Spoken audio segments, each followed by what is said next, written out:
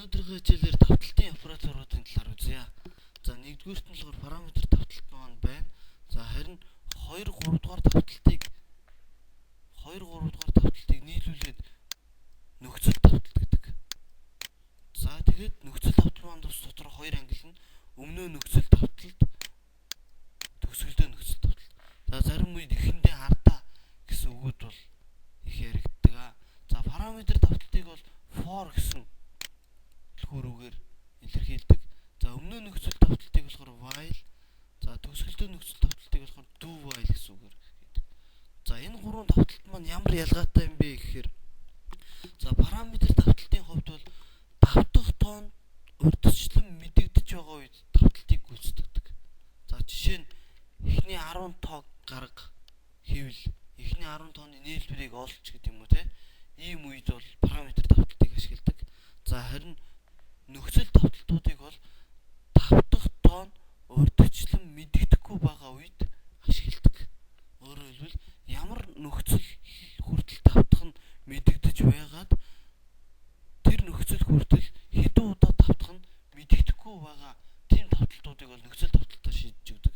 За амьдрал дээр бол маш олон давталтын жишээнүүд бол байдаг. За жишээ нь параметр давталтаар шийдэгдэх бодлогууд бол маш олон байдаг. За миний өнгөрсөн түрүүний хийсэн хоёр жишээ ч юм уу те. За үгүй бол өөрийнхөө нэрийг 10 удаа хэвлэх програм зохиож гэдэг юм. 10 удаа хэвлэгээд давтах тоон яах нь урьдчилан өгөгдсөн байна. Тийм учраас параметр давталтыг. За нөхцөл давталтуудаар бол параметр давталтаар бодсон бүх бодлогыг шийдэж бодож болдог. Харин нөхцөл давталтаар бодсон бодлогуудыг параметр давталтаар бодох боломжгүй тохиолдол гардаг гэсэн.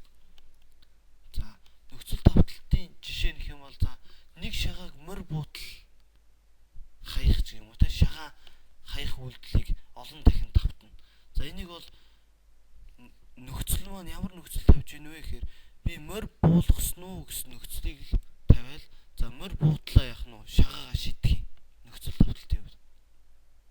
За энд хэдэн ч удаа шидэд морь буулгаж болох учраас энд нөхцөл давталтыг ашиглах зүйтэй юм аа. Параметр давталтыг энэ бодлогонд ашиглаж болохгүй юм аа гэсэн дүгнэлтийг та хэд бас хийж байгаа хаа. За тэгээд цааш параметр давталтаа аваад явъя. For давталт. За for давталт маань бичигдэх хэлбэр нь дараах байдлаар бичигдэнэ. For буюу албаны нөөц үг, анхны утга олголт. За цэг дастал, нөхцөл, локог нөхцөл гэсэн үг, утгын өөрчлөлт. Анхны утгын өөрчлөлт. За тэгээд давталтын бие хэсгийг эхлэл хэсэг.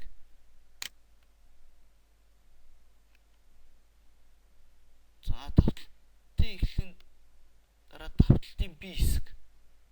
Давтах үйлдэлүүд. За дараа давталтын төгсгөлийн хэсэг. За for давталтаар шийдэгдсэн нэг бяцхан бодлогон дээр тайлбар өгье. За энд анхны утга олголт хэсэг нь болохоор давталтанд ашиглагдах буюу өөрчлөгдөх хувьсгчийн анхны утгыг олгож өгнө.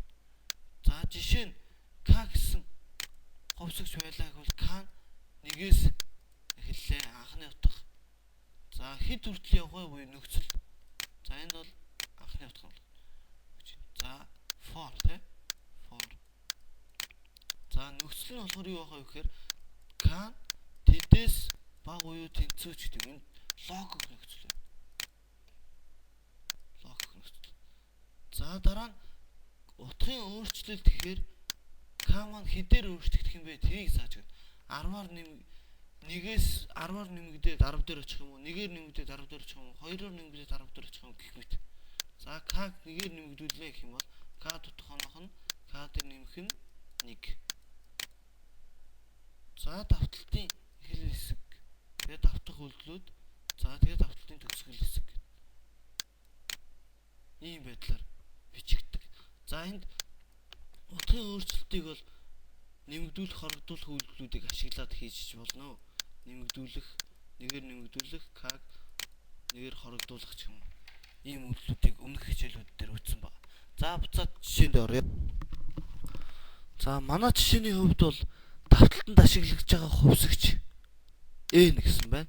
За энд бол N маань давталтанд 10-аас эхлээд тэг хүртэл явж байна. За 10-аас эхлээд тэг хүртэл явна гэхээр утгын өөрчлөлт маань мэдээж буурах үйлдэл хийгдэнэ. За энэ болохоор N нэгээр хорогдож байна. За энийг бол N утга оноох нь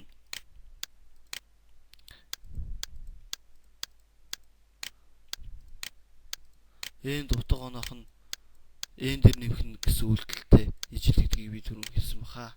Энэ үйлдэлт бол ижлэг нэмэгдүүлэх, хоригдуулах үйлдэл байна.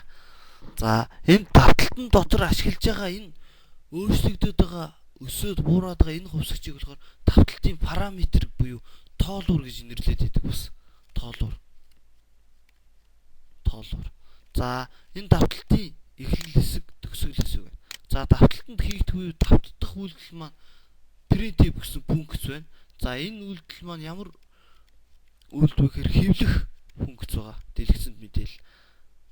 Дэлгэцэнд n 10-аас тэг хүртэл давтж явах хооронд энэ printf функцийг хэвлэнэ. За хэдэн удаа хэвлэх вэ гэхээр 10-аас эхлээд тэг хүртэл хэвлэх гэсэн. За тэгтээ тэгтэй тэнцүү биш гэхээр тэг орохгүй гэсэн учраас 10-аас 1 хүртэл хэвлэнэ. Тэгэхээр printf функц маань 10 удаа давтаг хийгднэ л гэсэн. За тэгж хийхдээ n-ийг дэлгэцэнд хэвлэнэ гэж байна.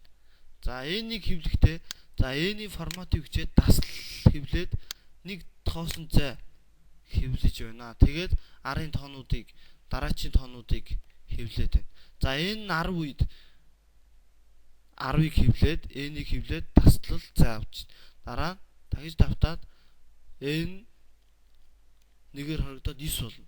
За 9 нь ийм нөхцөл биелэх учраас 9-ийг хэвлээд мөн ижлэв. Гэх мэт явцлаар яжгаад n 1-ийг хэвлээд нөхцөл шалгалаа 1-ийг хэвлчээд нэгээр хоригдохоор тэг болно. За нөхцөл шалгаад ирэхээр тэгээс ихгүй гэсэн нөхцөл шалгаад худлаа учир давталт маань дуусаад цикл маань дуусаад дараагийн үйлдэл хийж байна. Printf. За энэ үйлдэл маань дууслаа гэдэг үгийг гаргаж байна. За үр дүн бол ерөөхдөө ийм байдлаар дэлгэцэнд үүссэн байна. За энэ программын кодон дээр хэдүүлээ өөрчилж үзье. За өмнөх энэ программын кодыг өөрчлөе. За ажиллуулж үзье.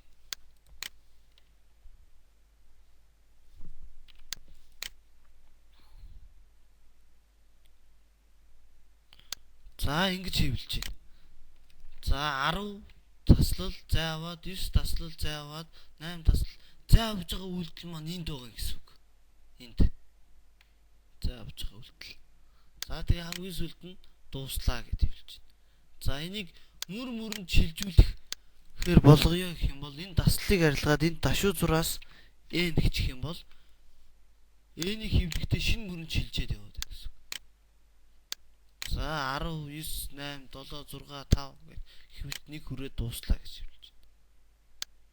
За T буюу tab зайгаар хэвлэе. За хойшоо tab зайгаар явах нь хэвлэгч байна. За 10-аас манай давтал маань 10-аас тэг хүртэл нэгээр буураад явж байна. За энийг 2-оор бууруулад явах бас боломжтой. Яг вэхээр энд утга оноох нь n-ээс хасах нь 2. За тэгээ ажиллуулад үзье. За тэгэхээр 10 8 6 4 2 гээд тэгш тоонуудыг гаргаж ирэх боломжтой. За энийг давталтанд ашиглаж байгаа энэ n гэсэн параметрыг 10-аас биш 1-ээс эхлүүлээд үзье өөрчлөлтийг.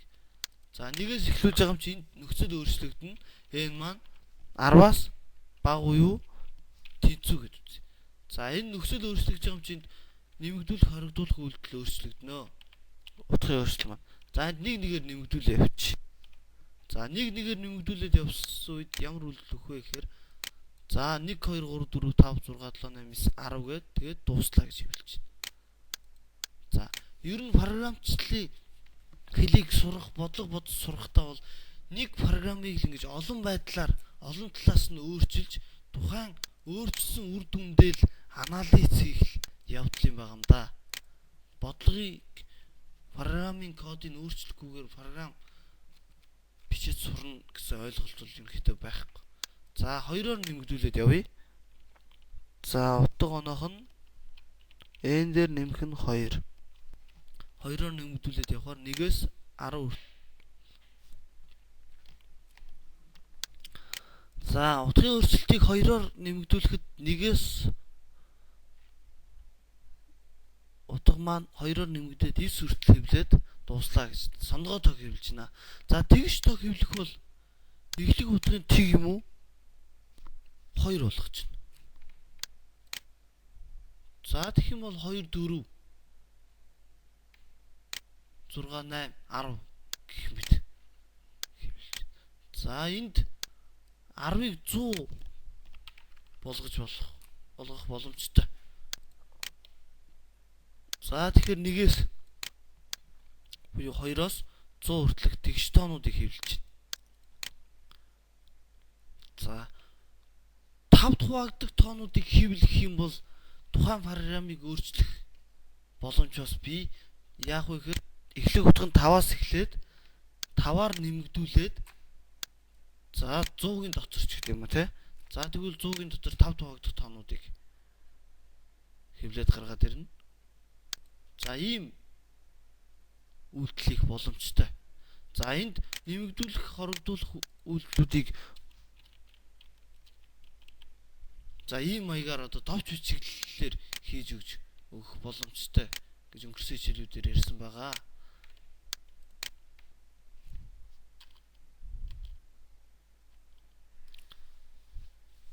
За доор өгөгдсөн дасгалыг гүйцэтгэх программын кодыг бичиж үзэж түүнийхээ программыг өөрчлөөрэй. За дараагийн гараас оруулсан n хүртэлх сондгой тоонууд нь нийлбэрийг олгож байна. За энд программын кодыг харахын тулд хэсэг ярилцъя. За компьютер маань нэгэн зэрэг 2 тооны нэмэх үйлдэл гүйцэтгэх боломжтой гэсэн дүрмийг л баримталж нэмэх үйлдэлийг гүйцэтгэх юм байна. За өөрөөр хэлбэл гараас оруулсан за 1 2 гэх мэт явъя те. 3 4 гэх мэт n хүртэл. За сондгой тоонууд гэхээр 1 3 5 7. За эдгээрийн хооронд нь нэмэх үе нийлбэрийг олно.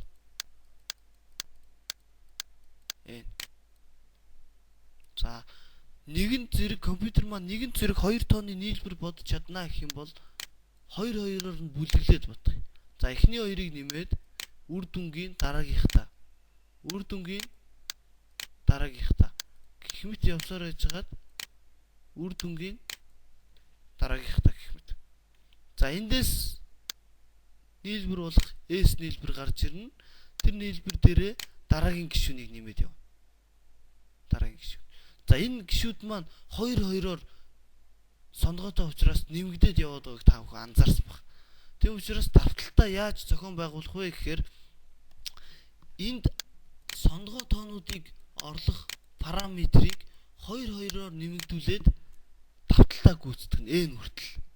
За ингэж явж байгаа хооронд S гэсэн нийлбэртэй S дээрээ тэр давталтынхаа гишүүдийг нэмээд явуулна гэсэн. За анх бол ST гэсэн утгатай байгаа. За дараа нь нэгдүгээр үйлдэл хийсний дараа S дээр нэмэх нь 1 болж ирнэ. Энийг нэмж ирнэ гэсэн. Энэ нэгийг. Ингэсэн үед S маань 1 болно. За энэ үйлдэл хийсний дараа S 1 болоод дараагийн үйлдэлийг 3-ыг нэмэх болно. За 3 гэдэг маань S дээр S-ийг нэмэх нь 3. Манай S маань 1 байгаа учраас 1 дээр 3-ыг нэмээд S маань 4 болно. За S маань нийлбэрийг хадгалах хувьсгч байгаа. За дараа нь 5-ыг нэмэхээр S дээр S-ийг нэмэх нь 5 болон дараагийн үйлдэл. За тэгэхээр S маань 4 байгаа учраас энэ нийлбэр маань 9 болоод. Гэх мэт энд хоёроор нэмэгдээд байгаа хувьсгчуудыг л параметр for давталтаараа шийдэх боломжтой юм. За программын кодыг харъя. За энд энэ төрлийн S, I, N гэсэн 3 хувьсэг зарсан байна. S нь тгээс эхэлнэ гинэ. За энд яагаад тгээс эхэлж байгаа юм бэ гэхээр манай нийлбэр бодож байгаа S хувьсгч маань ямар нэгэн утгагүй тэг утгатай байгааг л илтгэж байгаа. За I гэсэн параметр нь 1-ээс эхлээд N хүртэл N-тэй тэнцүү байж болох нь хэдэн алхамтай явах уу гэхээр сондгоотой учраас 2 алхмаар явж байгаа. За ингэж явж байгаа хооронд манай давтах үйлдэл маань ийм үйлдэл хийх юм. S дутаг оноох нь S тэрнх нь I маань одоо 1 3 5 болоод давталтын дунд өөрчлөгдөд явах юм. Энэ I ингэж өөрчлөгдөж явах явцад S маань тухайн өөрчлөлтүүдийг аваад хадгалж явах хувьсгч юм байна. За энэ үйлдэлийг олон дахин давтаж гүйцэтгснээр давталтын үр дүнд нийлбэр буюу S маань гарч байна. За программын үр дүн дээр N-ийн оронд 3 гэдээ оруулахад 1-ээс 3 хүртэлх сонгоо тооны нийлбэр 4 байна. 1 3 2 нийлбэр. За 10 хүртэлх сонгоо тооны нийлбэр бол 25 байна. 100 хүртэлх сонгоо тооны нийлбэр бол 2500 байна. За мөн энэ программыг компьютерт оруулаад хувьсгч давталтын ашиглаж байгаа энэ параметрийг өөрчлөөд үржүр болдог байдлаар 1-ээс N хүртэлх сонгоо тооны үржүр. Тэгвэл энэ үржих үйлдэл болчихно тий. Үржих үйлдэл болчихно. За мөн тэгш тооныхыг олдог байдлаар. За 3 хуваагддаг тооныхыг олдог байдлаар. 4 хуваагддаг тооныхыг олдог байдлаар. Гэх мэтчлэн тухайн нэг бодлогыг бодсон бодлогоо өөрчлөөд авах боломжтой юм. За үржүр болдог байдлаар давталтын биеийг өөрчлөх юм бол за үржүрээ S гэх юм бол S-ийг үрждэг нь I бол. За энд S маань анхны утгад тэг байж болохгүй. Ямар болох вэ гэхээр S маань анхны утгад 1 байжээж манай үржүрийн үр дүн авна гэсэн. Тэг байх юм бол тэгээр бүх үржүр маань үржигдээд тэг болоод ирнэ гэсэн. Тэгээр 1 үржигдээд 1 тэг. 3 үржигдээд тэг. 4 5 үржигдээд тэг гэх мэт. За ийм байдлаар тухайн кодыг өөрчилж үзээрэй. За тухайн кодыг өөрчлөсний дараа дараах 3 бодлогыг өөрсдөө бодож үр дүн дээр нь анализ хийгээрэй. За нэгдүгээр бодлого нөгдсөн N хүртэлх бүх тоонуудын нийлбэрийг ол гэж. За энд сондгоо тоонуудыг олсон бол одоо бүх тоонууд гэхээр яах нь вэ? Энэ давтах утгын өөрчлөлт маань хэдээр өөрчлөгдөх вэ гэдгийг санах хэрэгтэй. Энэ сондгоотой бол 2 өөрчлөгдөд явна. 1-ээс эхлээд тэгштэй бол 2-оос эхлээд 2-оор өөрчлөгдөн.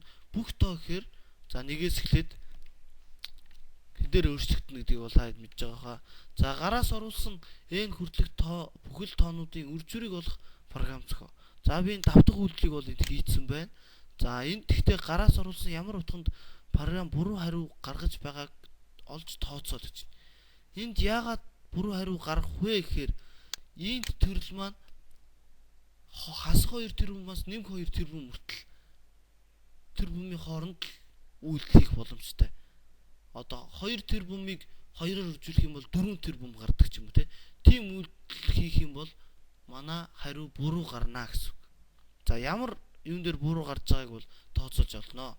За 1-ээс 100 хүртэлх 4 хуваагддаг тоонуудын нийлбэрийг бол за ялгаагүй 1-ээс N нь бол 100 гэдээ аваад үзчих чинь 4 хуваагддаг гэхээр 4-өөс эхлээд 4-оор нэмэгдүүлээд яваад үзчих. За ийм амархан програмуудыг анханаас нь сайн хийгээд туршаад яваад байвал давталтын оператор маань ерөнхийдөө асуудалгүй. За бүр тодорхойлбол параметр давталт маань ерөнхийдөө маш хялбархан давталт байгаа. За дараагийн бодлого 2 оронтой тоонуудын дотроос цифруудын нийлбэр нь 10-таа тэнцүү байх бүх тоог хэвлээд нийт хичнээн тоо байгааг ол гэж. За Энд хоёр оронтой тоонууд гэхээр давталтын тоо бол тодорхой байна. Өөрөөр хэлбэл хоёр оронтой тоо маань 10-аас эхлээд 99 хүртэл яах нь давтах боломжтой учраас. За параметр давталт for давталтан дээр энэ параметр маань 10-аас эхлээд 99 хүртэл нэгээр нэмэгдээ явсан. За ингэж явж байгаа хооронд цифруудын нийлбэр нь 10-тай тэнцүү байх гэхээр энэ 10 үед цифруудын нийлбэрийг олно. Энэ 11 үед цифруудын нийлбэрийг олно. 12 үед цифруудын нийлбэрийг олно. 99 үед цифруудын нийлбэрийг олно.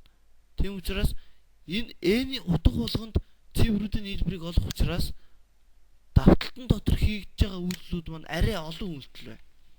Энэ цикл хийж байгаа үйлдэлүүд. За хоёр оронтой тооны эхний цифрыг А, хоёр дахь цифрыг Б гэж. За тэгвэл эхний цифрыг n гэсэн хоёр оронтой тоог 10 бүхлээр хувагаад олчихно. За хоёр дахь цифрыг n гэсэн хоёр оронтой тоог үлдэгдэлтэй 10-д хувагаад олчихно. За жишээ нь эхний тохиолдолд n 10 үед 10-ыг бүхлээр 10-д хуваахаар 1 гараад ирж байна. А1. За 10-ыг үлдэгдэлтэй 10-д хуваахаар Б-н тэг гараад ирж байна. Тэгээд 1 дээр тгийг нэмээд 10-тай тэнцүү юу гэж шалгаад байгаа. Тэнцүү биш бол эдгээр үйлдэлүүдийг гүйцэтгэхгүй. Дахиад циклээ үргэлжлүүлнэ. N-ийг нэгээр нэмэгдүүлээд 11 болоод дахиад шалгаа явна. Гэх мэт энэ нөхцөлийг хангаж байх юм бол энэ дотор байгаа үйлдэлүүдийг хийгээ явах юм. За энэ дотор ямар үйлдэлүүд хийх вэ гэхээр энэ нөхцөл хангаж байд юм бол тэр хоёр оронтой тоог хэвэл. За тэгээд тэр хоёр оронтой тоог хэвлчээд ямар нэгэн тоолдог хувьсгч ашигла гэдэг. А-ийн тэг гэсэн утгатайгаа тэг дээр нэгийг нэмээд явна. Энэ бол тэр хоёр оронтой тоогоо тоолох гэдэг юм. Цифруудын нийлбэр нь 10-тай тэнцүү хоёр оронтой тоогоо тоолдог хувьсгч. За энэ хоёр үйлдэл маань энэ нөхцөл биелж явах үед зэрэг хийгдэх учраас блоклох оператор заавал хийж өгч юм. Тэгэхгүй бол эхний үйлдэл маань давтаад дараагийн үйлдэл маань давтахгүй болоод ирнэ гэсэн үг. Нөхцөл нь биелэхгүй байхад хийгдэж явна гэсэн үг. За хамгийн сүүлд нь давталтаас гадна бол нийт хэдэн ширхэг тоо байна гэдэг. За үр дүн дээр бол 10-тай тэнцүү байх ийм тоонуудыг хэвлэх нь бол тодорхой байна. За тэгээ нийт 9 тоо байна. За 19 1 2 3 4 5 6 7 8 9. За тухайн програмыг 3 оронтой тооны хувьд, 4 оронтой тооны хувьд, 5 оронтой тооны хувьд өөрчилж үзээрэй. За 5 оронтой тооны хувьд болохоор 5 цифр. 5 цифр. Эхний цифр A, дараагийн цифр B, 3 дахь цифр C, D, F ч тийм үү. Тухайн хэрэглэгч өөрөө дураараа нэрлэх хэдэн дукатрууд байна гэсэн тийм. За дасгал ийм бодлогуудыг бодноо. Цифруудын нийлбэр нь өгсөн n тоодоо тэнцүү байх бүх 3 оронтой тоонуудыг хэвлэх програм зохио. За тэгээд та сонирхож байвал нийт хичнээн ширхэг тоогоог бас олж олноо. Энэ үйлдэлийг гүйцэтгэл болчихно гэсэн үг. За энд өгсөн n тоо гэхээр n тоог scanf функцээр оруулаад энд 3 оронтой тоо гэхээр 100-аас 999 хүртэл давтаад энд 10 оронд n-тэй тэнцүү юу гэдгийг шалгачих юм. Тэгэл өөр асуудал байхгүй. За дараагийн нэг цикл байна. За програмчлалын хэлүүд ер нь давталтыг цикл бүтц гэж нэрлэдэг. За while цикл. За энэ цикл нь болохоор өмнөө нөхцөл давтал цикл гэж ярьдаг. Давтал өмнөө нөхцөл давтал. За бичигт хэлбэр нь болохоор while гэсэн нөөц үгээр эхлээд хаалтан дотор логик нөхцөл, шалгах нөхцөл.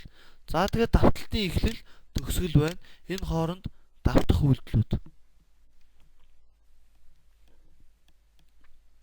За одоо нэг миний хэлэх гэж байгаа хоёр өгүүлбэрийг маш сайн тогтоох хэрэгтэй. Нөхцөл давталтуудын хувьд бол ижлэгэн байдаг. While давталт, do while давталт. За ямар хоёр өгүүлбэр хэлэх гэж байна гэхээр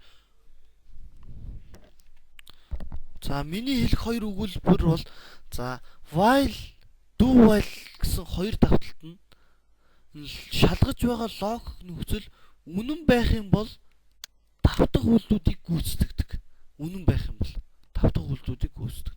Шалгаж байгаа логик нөхцөл үнэн байх юм бол давтах үйлдэлүүдийг гүйцэтгэдэг. За харин шалгаж байгаа логик нөхцөл худлаа байх юм бол давталтаас гардаг. Энэ давтах биеийг хийхгүйгээр дараагийн үйлдэлүүд рүү шилжээд явчихна гэсэн үг.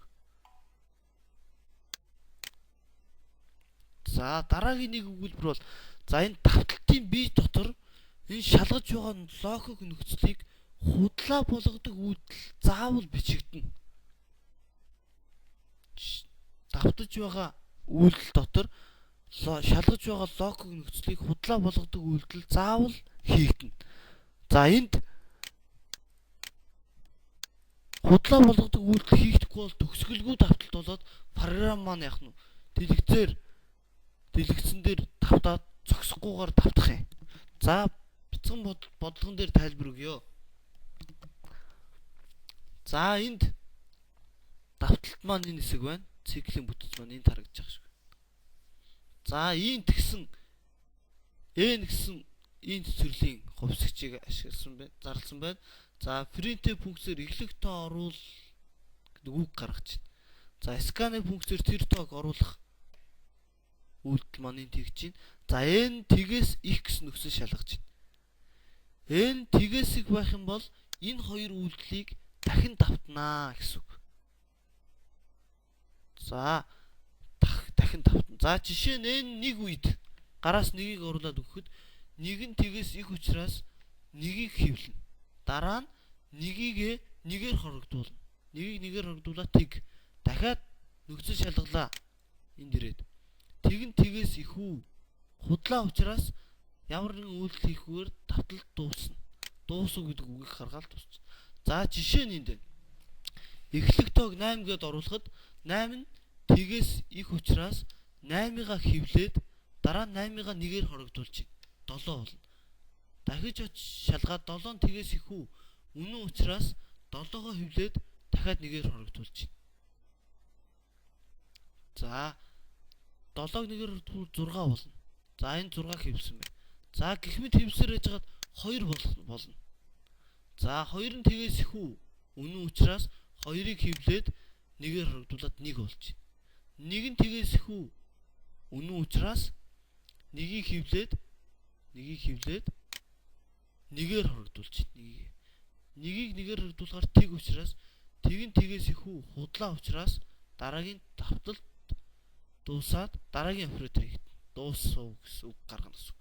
Энэ үйлдэл хийхдэггүй байж болно.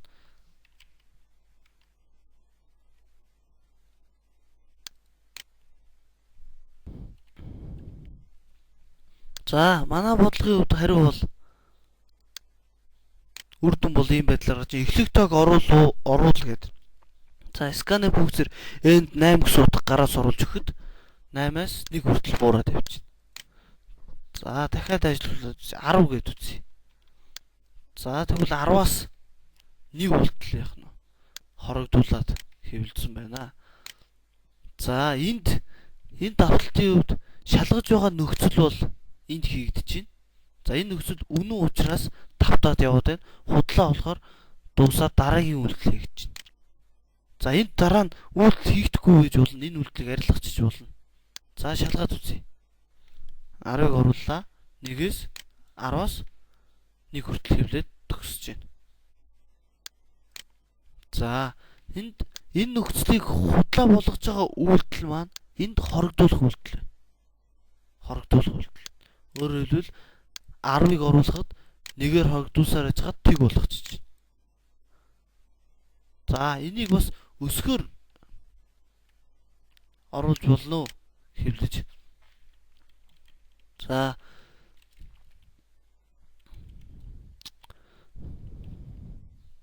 За энэ тгээс их байх юм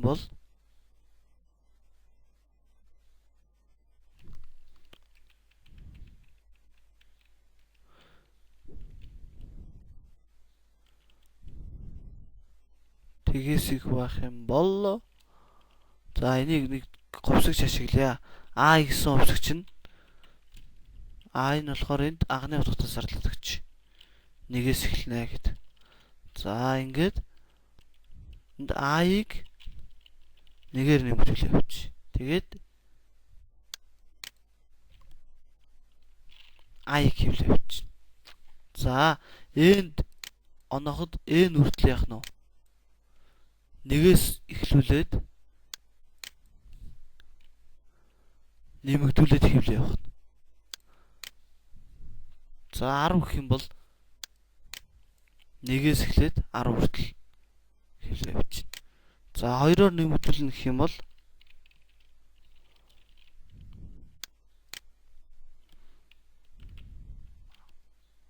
нэгээс эхлээд 2-оор нэмэгдүүлнэ гэх юм бол 1 3 5 7 9 гэд сонгоод хэвлээ явчихна. За дараагийн бодлогыг өгөгдсөн 2 бүхэл тооны хамгийн их ерөнхий багцыг олох програм зохио. Энэ бодлогыг бодохдоо Euclid-ийн алгоритмыг ашиглая гинэ. За Euclid-ийн алгоритм гэдэг маань 2 тооны хамгийн их ерөнхий багцыг олдог алгоритм байгаа. За ямар алгоритм бэ гэхээр тухайн 2 тоогоо жишээд за жишээ нь 36 24 гэсэн 2 тоог авч үзье. За энэ 2 тоогоо жишээ нь 36 24-тэй тэнцүү юу гэд. Тэнцүү болтол нь жишгий. Энэ хоёрыг. За тэгээд тэнцүү биш байх юм бол эхээс нь багын тасна 36-аас 24-ийг хасаад эхээс нь багыг хасаад ихт нь оноогод өгчнө. 34-т нь. Эхээс нь 12. Одоо бол 36 маань 12 гэсэн утгатай болцсон. За одоо 12-ыг 24-тэй жишээд тэнцүү гэдгийг шалгаад тэнцүү биш бол эхээс нь багыг насна. 24-өөс 12-ыг хасаад 12. Одоо 12-оо 24-тэй оноогод өгсөн. 24 гэсэн тоо маань 12 гэсэн утгатай болцсон. 36 маань 12 байгаа. Тэнцүү 24 маань 12 болцсон. За тэнцүү учраас энэ тоо маань хамгийн их ерөнхий багц нь байна гэсэн ийм дүгнэлтэнд хүрж байгаа алгоритмыг болохоор Euclid-ийн алгоритм гэж яриад байгаа. За энэ алгоритмын програмыг ярилцъя. За гараас m n гэсэн 2 тоог оруулж өгөөд тэр хоёрыг ялгаатай гэдгийг шалгаж. Ялгаатай юу гэсэн? m n ялгаатай юу? Ялгаатай нь үнэн бол давтаатай нь ялгаатай нь худлаа гэдэг маань тэнцүү учраас аль нэг л гаргачих болно гэсэн үг. Ялгаатай нь үнэн байх юм бол давтна. Ялгаатай нь худлаа гэдэг маань тэнцүү гэсэн үг. m нь n-ээс ялгаатай нь худлаа байх юм бол тэнцүү гэсэн үг. Үнэн байх юм бол ялгаатай л гэсэн үг. За тэгээ хоёр тэнцүү тооны хамгийн их ерөнхий багц нь аль нэг нь л биш таар. Аль нэг нь гаргачих гэсэн үг. За ялгаатай байх юм бол нэг жишнэ. n m-ээс бага гэдэг. Энэ нөхцөл биелж явах юм бол m1 учраас m-ээс n-ийг хасаад ихт нь оноогод өгчнө. Энэ нөхцөл худлаа гэдэг маань n1 гэсэн үг. n-ээс m-ийг хасаад ихт нь оноогод өгчнө. Гэх мэт энэ циклийг давтсаар энэ шалгаж байгаа нөхцөлийг худлаа болтол давтахад хамгийн их ерөнхий багц нь гарна гинэ. За үр дүн 2 бүхэлдээ орвол ингээд оруулахад 12, ингээд оруулахад 1 харилцааны тоонууд, ингээд оруулахад 100. За энэ үр дүн дээр анализ хийж үзээрэй. Өөрчилж. За do while давталт. За do while давталт маань ерөнхийдөө бичигдэх хэлбэр нь do гэсэн нөөцөөр эхлээд давталтын b хэсэг while гэсэн нөөцөөр төгсдөг. За энэ төгсөхдөө логик нөхцөлөө шалгаж төгснө. За давталтын b маань давтах үйлдэлүүд гэсэн. While давталтаа ерөнхийдөө ижлэхэн логик нөхцөл үнэн байх юм бол давтаад байна, худлаа байх юм бол давталт дуусна. За давталтын b дотор логик нөхцөлийг худлаа болгодог үйлдэл ямагт бичигдэх ёстой. Бичигдэх ёстой. За while-аас нэг ялгагдах зүйл нь давталтын b маань ядаж нэг удаа хийгднэ л гэсэн үг. While маань эхэндээ нөхцөлөө шалгачаад худлаа авах юм бол нөхцөл ганц ч удаа биелэхгүй байж болно. While дээр бол энэ дээр нөхцөл биелэхгүй байх юм бол энэ үйлдэлүүдийг ерөөсөө хийхгүй гэж бодно. За do while бол энэ үйлдэлүүдийг ядаж нэг удаа гүйцэтгэх гэдгийг анхаарч байгаа хаа. Ядаж нэг удаа хийгднэ гэдэг.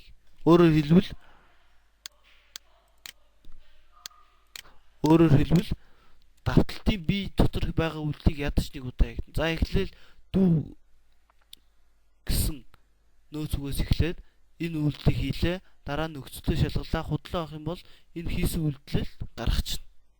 Тэгэхээр ядаж нэг удаа давталтын бие дотор байгаа үйлдэл бол хийгдэнэ. За өмнөх бодлогыг while давталтаар бодсон бодлогыг do while давталтаар бодсон жишээг энд харуулж байна. За do гэсэн үгээр эхлээд за хэрв хоёр тоогоо жишээд ийм байх юм бол ихт нь оноож өгөөд эсрэг тохиолдолд ихт нь оноож өгөөд ялгаатай гэдгийг шалгаад давтаад явчихна. За энэ цикл маань энд төрөлжиж байна. За энэ өмнөх бодлого хоёр дээр үр дүн дээр нь за програмын бие дотор анализ хийж үзээрэй. За дараагийн тоо өгөгдсөн n тоо төгс тоо мөн эсхийг тогтоо. Өөрөөр хэлбэл төгстэй байх юм бол төгстэй мөн, төгстэй биш байх юм бол төгстэй биш гэсэн үг гаргана гэсэн үг. За төгстэй гэдэг нь өөрөөсөө ялгаатай хуваагчдынхаа нийлбэртэй тэнцүү тоог төгстэй гинэ. За жишээ нь 6 бол төгстэй байна. 1 хуваагдана, 2 хуваагдана, 3 хуваагдана. Өөрөөсөө ялгаатай хуваагчдынх нь нийлбэр нь 6 учраас төгстэй мөн. За энийг бас while давталтаар бодож болдог. Ерөнхийдөө do while давталтаар бодсон бодлогууд маань хоорондоо аль ч давталтаар нь шийдэгдэж болно. Тийм учраас энэ бодлогыг while давталтаар заавал бодож үзээрэй. За давталтанд n, s, a гэсэн бүхэл хувьсгчдыг зарлаад n тоог гараас оруулсан байна. Шалгах гэж байгаа тоо маань n байна. Өөрөөр хэлбэл төгстэй мөн үү биш үү гэдгийг шалгах гэдэг тоо n. За энд s гэдэг маань нийлбэр хуваагчдын нийлбэрийг s гэж тэмдэглэсэн байна. Тгээс эхэлнэ гэж. За энэ a гэдэг маань хуваагчуд. Нэгээс эхэлж байна хуваагчуд. 1 2 3 хуваагч нүгээ шалгаа явчихна. За давталт маань эхэллээ эндээс. Давталт маань энэ хооронд давталт маань циклдэг. За нөхцөлөө шалгалах хэрв энд гараас оруулсан n тоо маань эхлээд нэгт хуваагдаж байх юм бол гэдэг маань n-ийг үлдэгдэлтэй нэгт хуваах нь тэгтээ тэнцүү байх юм бол нөгөө нийлбэр дээрээ нэгийг нэмээ явуулна. За энд ийм блоклох хаалт хийж өгч болно. Нэг үйлдэл хийж байгаа учраас энэ хаалтыг хийхгүй гэж бас болдог. Нэг үйлдэл хийж байгаа учраас энэ хаалтыг хийхгүй гэж болдог. За дараа нь нэгт хуваагдж явах юм бол нэгэ нэмэгдүүлээд 2 хуваагдж нөгдөг шалгана. А-ыг нэгээр нэмэгдүүлээд 1 байсан бол одоо 2 болоод 2 хуваагдж нөгдөг шалгах циклтэй. N-ийг 2 хуваагаад үлдэгдэл байгаа. Тэгтээ тэнцүү байх юм бол энэ нөхцөл биелж явах юм бол 2 хуваагдж биелж явах юм бол энэ хэлбэрийг удаад нэмээд байна. За энэ хуваагдахгүй байх юм бол 3 хуваагдж нүгэ шалгана. Бүр хуваагдахгүй байх юм бол энэ үйлдэлийг хийхгүйгээр 4 хуваагдж нүгээд энэ нэмэгдүүлээд энэ хуваагчийг нэмэгдүүлээд байгаа. За энэ аль үрдэл давтах вэ гэхээр А гэсэн хуваагч маань N-ээс бага үрдэл давтаад байгаа. N-тэй тэнцүү үрдэл давчих юм бол энэ 6 бол ороод ирнэ гэсэн үг. 6 хуваагч мөн учраас 6 хуваагдаад 1 гарах учраас энэ 6 ороод ирэх учраас тэнцүү гэж авч үзэж болохгүй. Бага үе тэнцүү гэж авахгүйгээр одоо өөрөөр хэлбэл би ингэж авч үзэж болохгүй л гэдэг нөхцөлийг. Энэ тэнцүү тэмдэг тавьвал яах нь вэ? Алдаан тооцоод 90 баг гэсэн нөхцөл тавих нь зүйтэй. За ингээд нийлбэрийг бодсон үед давталтаас гараад энэ үрдэл давтаж дуусаад хуваагчдын нийлбэр нь гараас оруулсан n тоодоо тэнцүү байх юм бол тэр тоо төгстэй мөн. Эсрэг тохиолдолд төгстэй биш. За жишээ нь 12-ыг оруулахад төгстэй биш, 6-ыг оруулахаар төгстэй мөн, 28-ыг оруулахаар төгстэй мөн. За 1000-ыг оруулдаг ч юм уу. Ингээд цааш оруулаад үзээрэй. Шинжилгээ хийж. За энэ бодлогыг нийт хичнээн хуваагч байна гэдгийг нь бас олж болдог. За хуваагчдын нийлбэрийг олохгүйгээр ямар нэгэн S-ийг тгээс эхлүүлээд нэгээр нэмэгдүүлээд яваад байдаг. S-ийг нэгээр нэмэгдүүлээд. Тэгэл энэ хуваагч юм бол S-ийг нэгээр нэмэгдүүлээд 1 хуваагчтай байна. Дахиад I-д хуваагч юм бол 2 хуваагчтай байна. Гэх мэт хамгийн сүүлд энэ нөхцөлийг шалгахгүйгээр printf гэдээ хуваагчаа гаргахаар энэ тоо тэдэн хуваагчтай байна гэдэг. Өөрөөр хэлбэл 6 тоо маань за энэ тэгтээ нөхцөл шалгахтаа тэнцүү гэсэн нөхцөлийг шалгана. Тэгэхээр 6 маань 1 3 2 3 6 гэсэн 4 хуваагчтай байна гэд. Ийм байдлаар энэ программын кодыг өөрчилж үзээрэй. За, давталтын 3 операторт та цуг хэрэглэгдэг. За мөн бас if switch операторт бас цуг хэрэглэгдэг. За энэтэй цуг хэрэглэгдэг хэдэн операторууд байдаг. За нэгт нь бол энэ break оператор юм байна. Тасалдлын оператор гэдэг. Программыг явагдаж дунд нь болохоор хэвийнээр тасалдуул дуусгадаг, зогсоодог гэсэн үг. За энэ операторыг болохоор бяцхан програм дээр үүргийг хараад явъя, ярилцаад явъя. За энд давталт хийгдэх нь давталтын дотор зогсоох нь. Өөрөөр хэлбэл 10-аас эхлээд тэг хүртэл давталтын параметр маань хорогдоод явах нэг нэгээр. За тэгвэл printf функцээр тэр давталтын параметр хорогдож байгаа параметруудыг хэвлээд явах нь 10, 9, 8, 7, 6, 5 гэдэг. За давталт маань эндээс эхлээд энэ хооронд циклдэж байна. За тэгжих хооронд хэвлжээд нөхцлөө шалгаж байна. Хэрв n 3-таа тэнцүү юу гэдэг. 3-таа тэнцүү болох нь бол тодорхой тий. 10-аас 1 нэгээр хорогдож байгаа юм чи 3 болох нь бол тодорхой. За 3-таа тэнцүү байх юм бол энэ үгийг хэвлээд break оператор маань хэрэгжээд программыг зогсоочж байгаа. Программыг зогсооно гэдэг маань get функцтэй шууд шилжиж дуусчих. Энэ циклээс харьяага гарчиж ийна л гэсэн үг. За энэ операторыг болохоор тасалдлын оператор буюу break оператор гэдэг. Break. За бодлогон дээр break операторыг за энд байх шиг байна те. За энэ 10-аас эхлээд тэг хүртэл нэгээр хорогдож байгаа хооронд нь тухайн n-ийгээ хэвлээд n 3-таа тэнцүү байх юм бол давтал тасарлаа гэд төгсөж байна. За шалгаад үзье.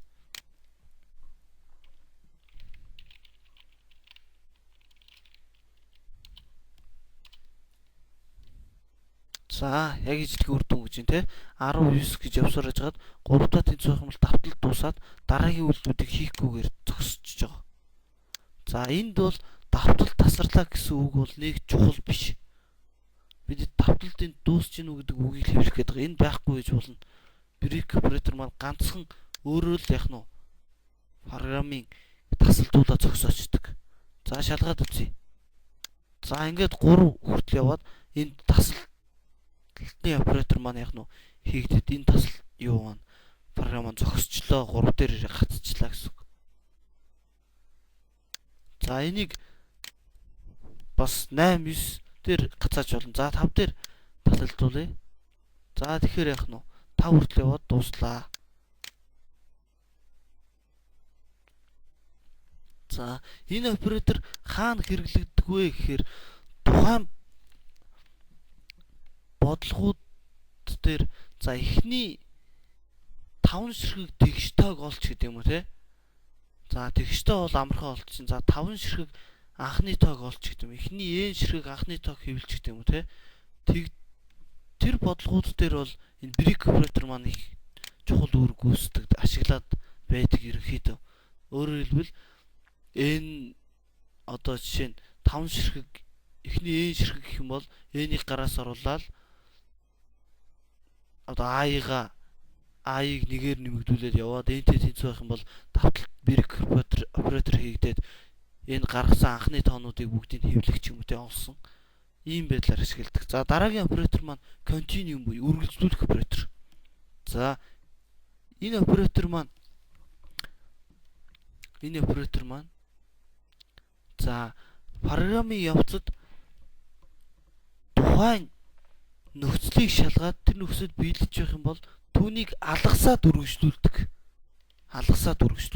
За жишээ нь бас нэг давтал ашигласан байна. За энэ хооронд цикл хийгдэж байна. За энэ 10-аас тэг хүртэл нэгээр хорогдоо явах нь. За энд C хэлэнд маань болохоор тухайн хувьсгчийг хаана ашиглаж байна тэнд нь зарлаад явах тийм боломжтой байдгаар давуу талтай. Энд n-ийг for дотор ашиглахтаа давталтаа яах нь зарлаад явчихна. Инт n гээл.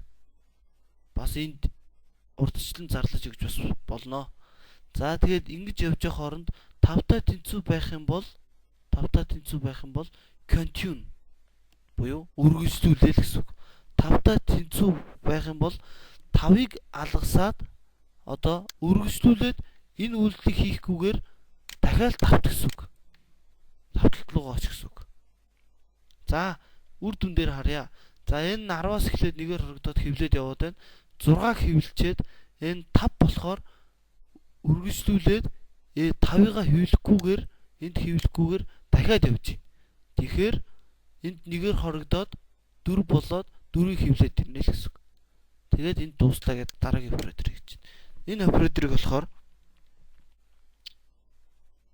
үргэлжлүүлэх буюу continue operator гэдэг. За дараагийн оператор go to operator. За go to operator нь шилжилтийн оператор. Тухайн програм дотор одоо програмын явцаас эхнээс төгсгөл рүү төгсгөлөөс эхнэлүү шилжих хөллүүд хийгдэг. Тэр ихтэй бол go to operator ашигладаг. За бичигт хэлбэрийг бяцхан програм дээр үзье. За n гэсэн 10 дахьтай бүхэлдээ зарласан байна. За шилж гэсэн ийм тэмдэглэгээ оруулж өгсөн байна. Шилж. Энэ бол зүгээр идентификатор. Ямар ч нэртэй байж болно. Бус ч гэдэг юм уу те? Оч ч гэдэг юм уу. За тэгээд энэ тэмдэглэгээ хийгдэж өгөөд 10-ыг хэвлсэн байна. Энэ 10 учраас 10-ыг хэвлээд дараа нь хорогдуулсан байна. 9 болсон байна. Дараа нь 9 тгээс ихүү. Энэ нөхцөл биелэж байх юм бол go to operator-ын тусламжтайгаар ийшээ шилжих чинь дахиад 9-ийг хэвлээд дахиад 1-ээр хорогдуулаад 8. Энэ нөхцөл биелчих юм бол дахин шилжинэ. Энэ нөхцөлийг биелэхгүй болтол нь шилжсээр яжгаад биелэхгүй учраас давталтыг нь шилжилт дуусаад гарч байна. За өөрөөр хэлбэл бяцхан давталтыг бол энд бол гаргаж ирсэн байна. Өөрөөр хэлбэл 10-аас 1 хүртэл бол давтж байгаа үйлдэлүүдийг бол энд go to operator-оор шийдэж өгсөн байна. За та хэд өөрчилж үзээд өөр програм дээр ийм үйлдэл хийж үзэр. Энд шилж гэсэн зүйл маань ямар ч юутай байж болно шүү. Оч, шилж, n, m ч юм уу те. Шилжилтийг агуулгах тэмдэглэгээ гэсэн үг. За програмыг төгсгөх буюу утга буцаах эртүүрн оператор. За энэ бол програмд их хэрэглэгддэг оператор байгаа. Ном сурах хүчгээр ерөнхийдөө бүх програмыг эртүүрн оператор төгсгөөд буюу утга буцаалгаад байгаа. За ерөнхийдөө эртүүрн програмын төгсгөл эртүүрн тэг гэдэг өгөхдөд энэ бол програмын ажиллагаа хэвийнээр төгслөө гэдэг. Програм болгон дээр ерөнхийдөө байдаг. За энд бол төгсгөх буюу буцах утга нь байгаа. За програм дээр тайлбарлая. Эртүүрн оператор нь бол амархан оператор байгаа. За 3 хувьсаг зарласан байна. A, B, S гэсэн. За A, B гараас оруулж өгөөд нийлбэрийг нь олоод хийвсэн байна. За энд S гэсэн хувьсагч бол шаардлагагүй хувьсагч байсан байна. За хэрэггүй хувьсаг зарласан байна. Тухайн хоёр хувьсагчаар нийлбэрийг олоод за G пункт нь гараас удах оруулахыг зааж өгч байна. Тэгээд эртүүрн тэг. За энэ үйлдэлийг бол хийгдэхгүй яваад иж бас болоод байгаа гэдгийг анхаараарай. Хийгдэхгүй. Эртүүрн тэг гэхээр хэвийнээр төгснөө л гэсэн үг хараа маань. Хэвийнээр төгс. За энэ эртүүрн пунктыг бол хэрэглэгчийн пункт зохиож ашиглах үед ихээр хэрэглэх учраас эртүүрн гэсэн операторыг маш сайн чэйжж тогтоож аваарай. Дараах бодлогуудыг C програмын кодыг бичиж үр дүнгийн шинжилээрээ дандаа давталт ашиглана. Өөрөөр хэлбэл энд бодлогуудыг бодохдоо давталтын 3 хэлбэрийг гурвуулангийн ашиглаад бодвол маш үр дүнд